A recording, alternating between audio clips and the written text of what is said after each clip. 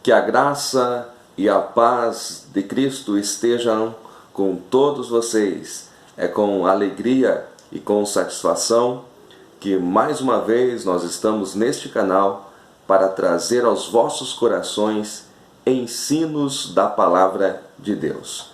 A novidade que temos no canal é que nós estamos estudando aí a respeito das lições bíblicas da editora Central Gospel, a Reforma Protestante, História, Ensino e Legado. Então é uma edição comemorativa da editora Central Gospel.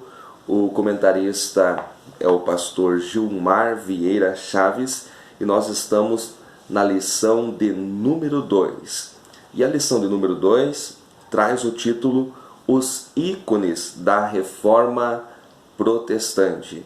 O texto bíblico em classe está na Epístola aos Hebreus, capítulo 11, os versículos 1 ao 10. E o nosso texto áureo está em Ezequiel 33 e versículo de número 7. Em primeiro lugar, analisando aí o texto bíblico em classe, que é Hebreus 11, que faz parte da galeria dos heróis da fé, eu não vou destacar aqui os versículos 1 ao 10, mas sim o final deste capítulo, os versos 36 e 37, que dizem: E outros experimentaram escárnios e açoites e até cadeias e prisões. Foram apedrejados, cerrados, tentados, mortos ao fio da espada. Andaram vestidos de pele de ovelhas e de cabras, desamparados, aflitos e maltratados. A história que começa ali no primeiro versículo, que pela fé esses homens andaram na presença de Deus, andaram contra os costumes e a cultura do seu tempo, porque esperavam a pátria vindoura, criam através da fé que Deus estabeleceria aquilo que ele havia prometido, e estes homens, muitos deles, pagaram com a vida a fé que tiveram. E não é diferente quando nós olhamos para a história moderna, e nós vemos aqui a história da Reforma Protestante. Nós vemos que homens também pagaram com a sua vida a fé que tiveram. Tiveram fé para se levantar contra as heresias, contra aquilo que veio para deturpar a verdadeira história da igreja. E muitos deles derramaram o seu sangue, pagaram com a sua vida. Então este é o legado que nós trazemos aí nestas lições da Reforma Protestante. O que é reforma? É trazer de volta a forma de algo que foi deformado. Então os homens aqui, neste tempo dos idos de 1500, eles estavam trazendo de volta a forma. Qual é a forma da igreja? É o ensino de Jesus e dos apóstolos, somente isto e nada mais. Muito bem, o nosso texto áureo ele é Ezequiel 33 e o versículo de número 7, que diz: A ti, pois, ó filho do homem, te constituí por atalaia sobre a casa de Israel. Tu, pois, ouvirás a palavra da minha boca e lhe anunciarás da minha parte. É a palavra do Senhor ao profeta Ezequiel, dizendo para ele que ele é um atalaia. E quando você vai buscar aí o significado, a etimologia da palavra atalaia, vem do árabe e quer dizer lugar elevado, que serve de observação. Refere-se àquele que é sentinela, aquele que vigia ou que espreita.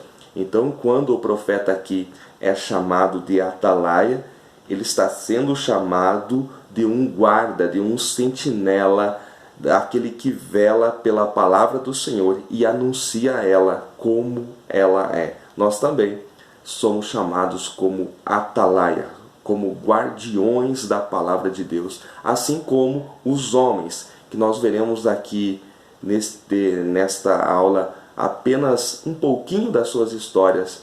Eles também serviram como atalaia e deixaram para nós um legado.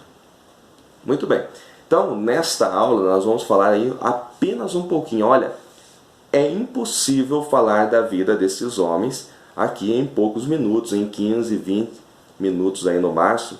Então a gente vai apenas citar aí os seus nomes e falar dos seus principais feitos. Aí você pega esses nomes e vai buscar aí na internet, também nos livros de teologia, nas enciclopédias, para que você venha se aprofundar mais na vida, na história, nos ensinos, no legado que estes homens deixaram. O primeiro deles aqui é John Wycliffe. John Wycliffe nasceu na Inglaterra no tempo que a peste negra dominava a Europa.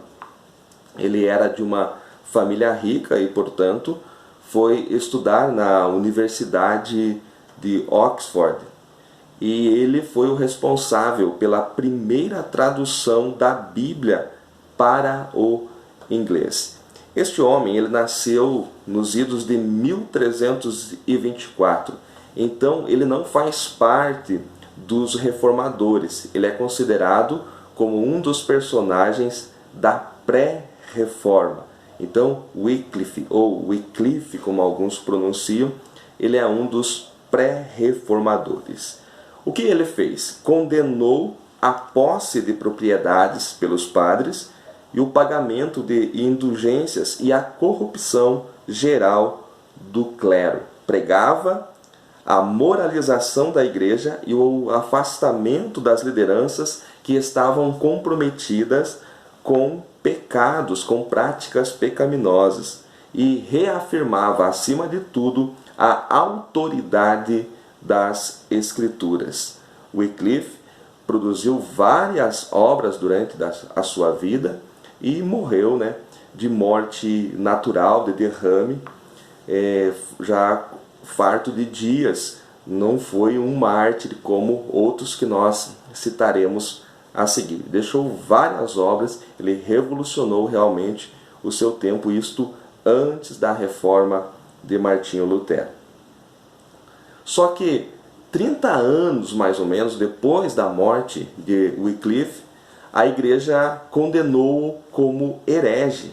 Já fazia cerca de 30 anos que ele havia morrido, e então, 30 anos depois da sua morte, ele foi exumado, os seus restos mortais foi queimado e jogado no rio. Isto mostra o ódio que a igreja tinha deste servo de Deus chamado John Wycliffe, que deixou um legado. E a igreja, que é a agência propagadora do reino, que prega o amor de Cristo, mostrando aí o seu ódio, tirando os restos mortais de um homem que havia morrido há mais de 30 anos e queimando, mostrando que realmente condenava a vida daquele homem que só fez o bem, traduzindo a Bíblia para o inglês. Um outro homem que fez parte aí dos pré-reformadores é John Hus. John Hus nasceu na República Tcheca. Ele estudou e foi reitor na cidade de Praga, capital da República Tcheca. E foi um grande pregador e propagador dos ensinos de Wycliffe. Combateu o pagamento de indulgências e a corrupção do clero. Esse homem foi muito conhecido porque ele foi condenado à morte, em 6 de julho de 1415, na cidade de Constança. Hus foi condenado e queimado vivo em praça pública. Enquanto as chamas consumiam seu corpo, ele entoava hinos de adoração ao Senhor. E também, na hora da sua morte, John Hus ele profetizou dizendo: podem matar um ganso, porque Rus, na sua língua, significava ganso. Podem matar um ganso, mas daqui a 100 anos Deus suscitará um lindo cisne. Então, em cerca de 100 anos mais tarde, ele morreu em 415, e em 1517, 102 anos, para ser mais precisamente, Lutero ia até a igreja de Wittenberg e pregava as 95 teses no dia 31 de outubro de 1517, marcando ali a Reforma Protestante. Ainda entre os pré-reformadores, Girolamo Savonarola, este pouco conhecido, nasceu na Itália, na cidade de Ferrara. Ele atacou o mau caráter e os desmandos do Papa Alexandre VI e ficou conhecido por considerar-se um profeta.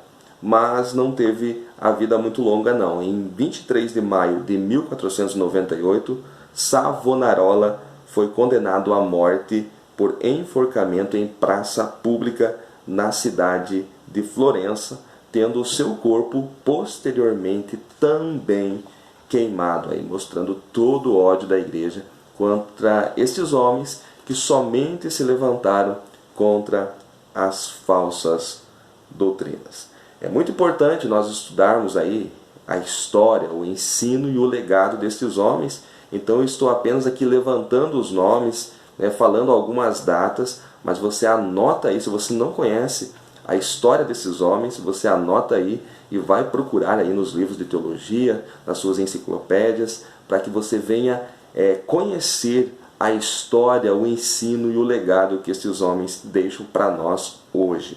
Nós estamos vivendo num tempo de frieza espiritual, e quando nós lemos a respeito do que estes homens fizeram, a nossa fé ela é despertada.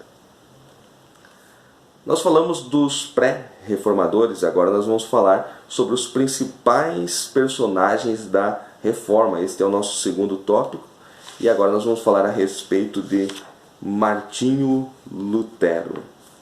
Martinho Lutero estudou na Universidade de Erfurt, na Alemanha, formou-se em bacharel e mestre em artes. Mas o seu pai ele queria que Lutero fosse advogado, e ele iniciou os estudos em direito, mas abandonou, trocou a Universidade de Direito por um mosteiro. Não dá para entender esta troca aí de Lutero, mas era já Deus preparando o caminho para a obra que ele faria.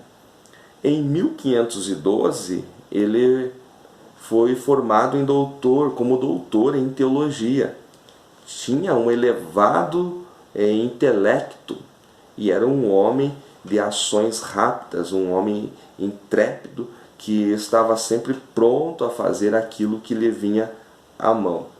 E Lutero levantou-se contra a venda de indulgências. O que era a venda de indulgências? Era uma fábrica de dinheiro. Lembrando que o Papa Leão se propôs a construir a Basílica lá no Vaticano e precisava de muitos recursos. Então o que eles fizeram? Eles começaram a vender documentos, que davam o direito do perdão dos pecados, a morar no céu. Então tudo aquilo que queria esse documento pagava uma certa quantia, e esta era uma maneira de arrecadar dinheiro. Então isso começou aí nos idos de 1500, e foi esta prática da venda de indulgências que Lutero mais condenou. Ele teve algumas lutas pessoais. Por exemplo, quando ele foi estudar e começou a ler a carta de Paulo aos Romanos, ele leu Romanos 1,17, que diz: porque nele se descobre a justiça de Deus de fé em fé, como está escrito, mas o justo viverá da fé. E desde que Lutero começou a estudar as cartas de Paulo, ele nunca mais foi o mesmo, porque até então ele aprendia e pregava que o homem era justificado por aquilo que fazia, por as suas obras. Por isso, Lutero muitas vezes passou pelo alto flagelo, achando que isso o justificaria. E agora ele descobre na Bíblia Sagrada que o homem é justificado unicamente pela fé. Então a carta de Paulo aos Romanos impactou e mudou a vida, a mente de Lutero, e ele passou aí a entender a graça de Deus e a justificação mediante a fé. No dia 31 de outubro de 1517, Lutero fixou aí nas portas da Catedral de Wittenberg as 95 teses contra as heresias da Igreja Romana.